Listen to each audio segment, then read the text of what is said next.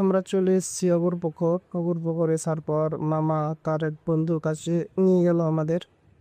সেখানে এনাদিকে চা নাস্তা করতে দেওয়া হলো। আমরা এখন চা খাচ্ছি। চা খাওয়া দাওয়া আমাদের হচ্ছিল, মামাদের একটা কি গল্প চলছিল। সেই গল্পর মাধ্যমে সে বলতে লাগলো তার নাকি পেটের অপারেশন হয়েছে। সে নিজের পেটের যে পাথর হয়েছিল সে পাথরগুলো আমাকে দেখাতে লাগলো।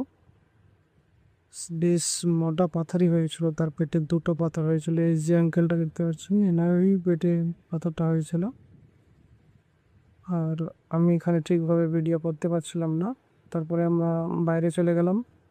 একটা ছেলেকে দেখলাম একটা গাছে যে পেঁচেছে, কি ফল পাচ্ছে সেটা আমরা চিনতেই পারলাম না। আপনারা যদি জানেন তো সেটা কমেন্টে অবশ্যই জানাবেন কি এটা কী ফল, কী গাছে এটা ফল।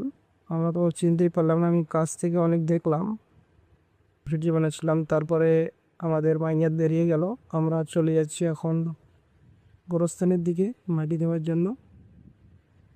আর ভিড় দেখতে পাচ্ছেন আপনি, অনেকটা ভিড়। আগে অনেক আরও লোক মসজিদের কাছে খাড়ো আছে যারা আমাদের সঙ্গে যোগ হবে।